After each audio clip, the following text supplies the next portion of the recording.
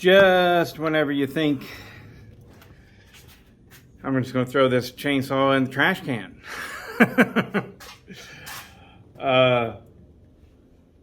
You get a little pearl of hope. And so this is the 60cc that I've been working on with the crazy port numbers, where I dropped about 100 thousandths out of the cylinder, all that jazz. I changed both crank seals. Still, I mean, like at first, after I changed the crank seals, at first it was great. It was running good, right? I was happy. But then as soon as it got a little bit of heat in it, started running like crap again. And so I was like, well, you know what? Maybe this cylinder just ain't gonna work. And I have got to get Kevin his chainsaw. So anyways, I've been screwing around with these Poulans. Geez, so it's feeling very discouraged. Went ahead and popped this cylinder off. I was just going to put a 54cc cylinder on and call it good. Send it to Kevin up there in Alberta for his 330, because I owe him a 330. Anyways, I owe Eric, I owe you a 355T Echo as well. I'm so sorry, but I just haven't, I'm so busy. I haven't had a chance to mail it yet. Anyways, look what I found.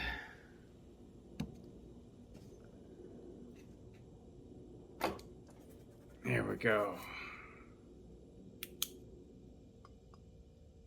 See how air is going, or I'm sorry, light is going through that impulse line?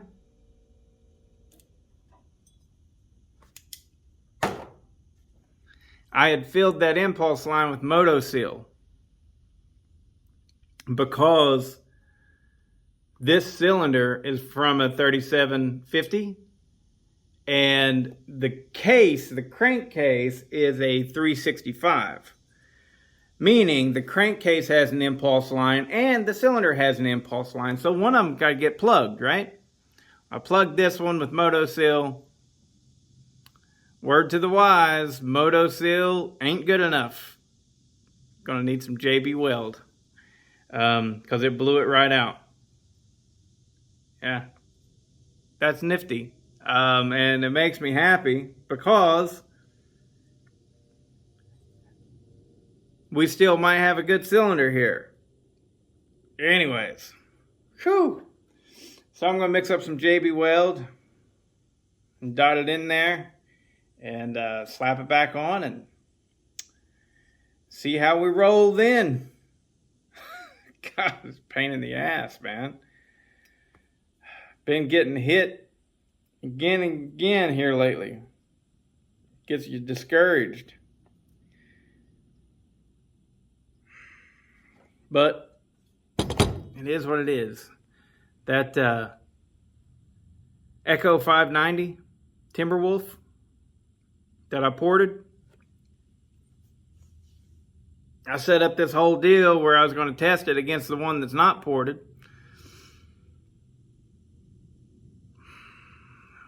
Turns out that the one that's ported, the oil pump is not pumping for whatever reason.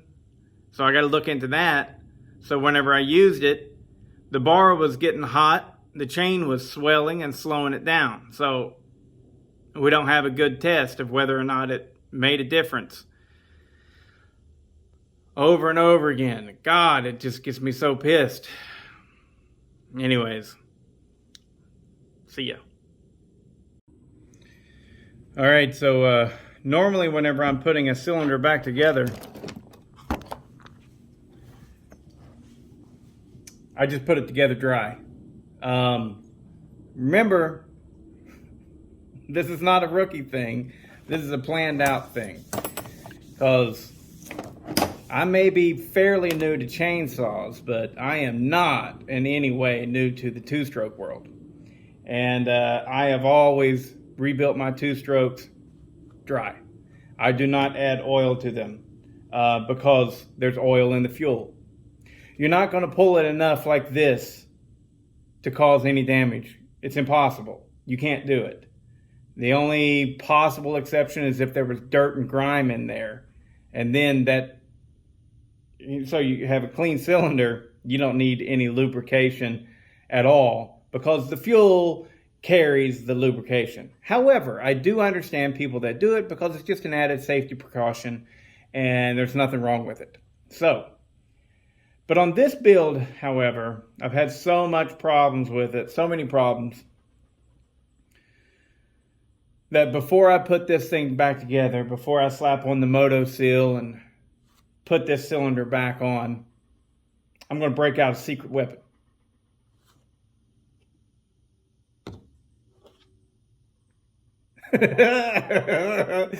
So they had this left over at Menards out in the Midwest whenever last year I did a big old long motorcycle trip. And I got several bottles of this just to keep on the shelf, really. But if it says Janssen Red on it, it's probably pretty good shit. So we're going to make sure that this cylinder operates appropriately by putting some Janssen Red oil on it. Give Poulan a little taste of the finer things in life. You know? It's like if it was cat food, it'd be Fancy Feast. Oh, I like Janssen Red. They're just classy, you know? You know? They're just classy.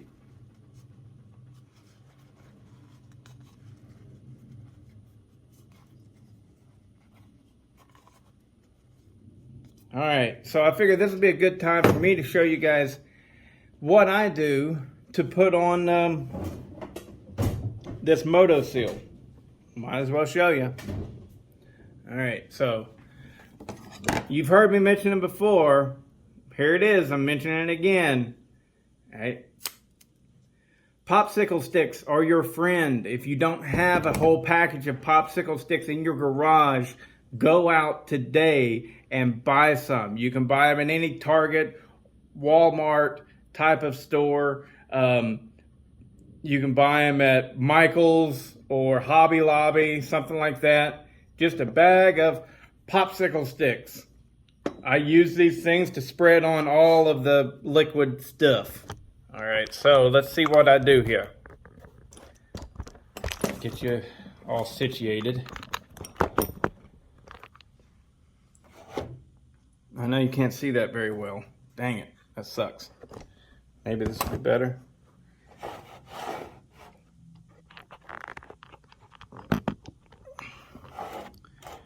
There we go, good enough. All right, so I do the base first because the base takes the most time.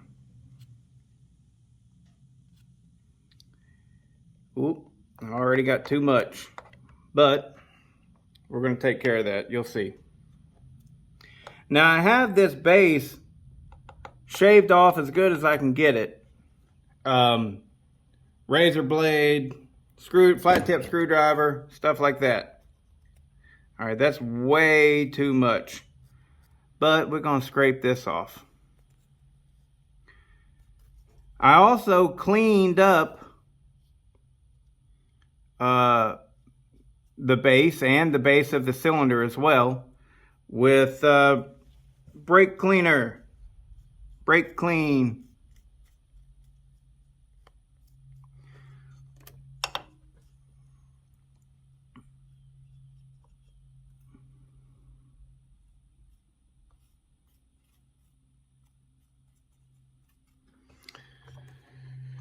I'll show you all what this looks like here shortly. Yeah, you got to get rid of the oil that's on there, the residue, because if you have oily residue, this stuff won't stick.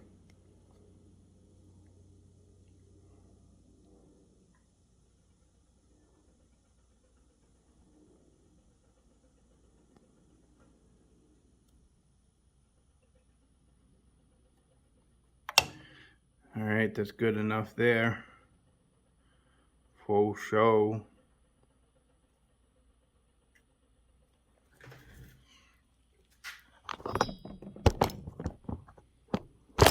Oh.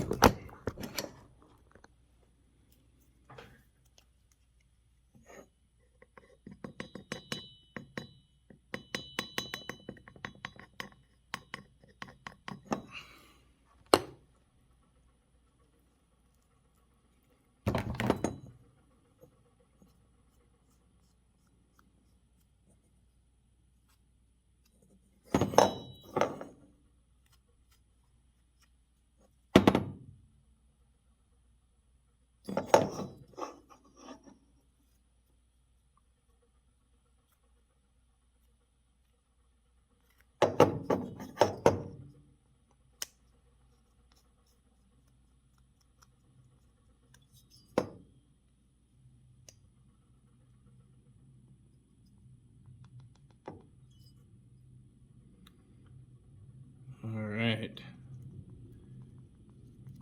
And you can always get the cylinder better than you can get the base.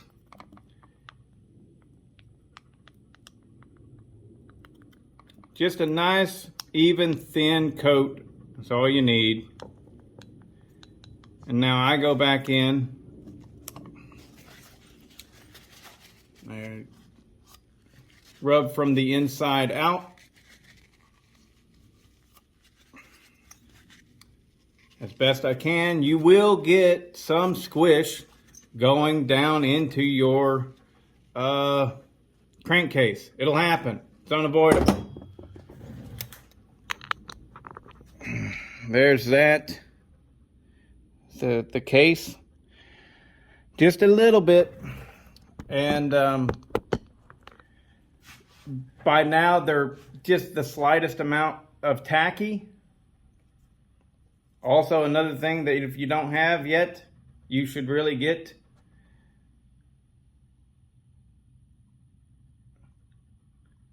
is a cheapo ring compressor set. I'm going to go ahead and drop some of these screws back in. All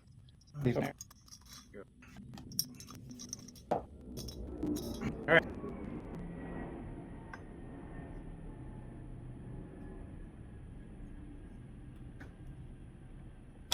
There we go. This is why I don't like using sealant. I prefer a gasket because this is a pain in the ass. I don't like doing it.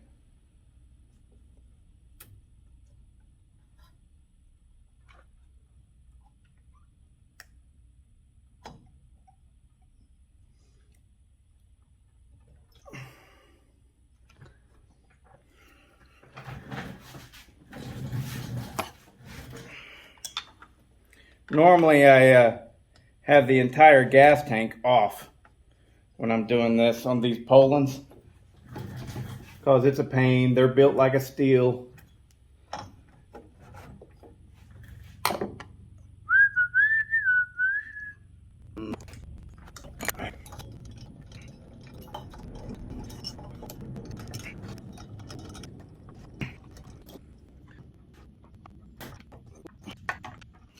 On there good. Now all we're really looking to do at first here is just to get the two surfaces to mate up. We're not looking to cinch it down tight yet.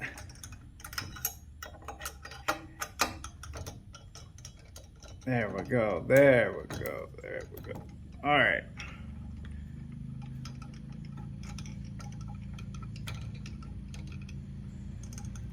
There we go.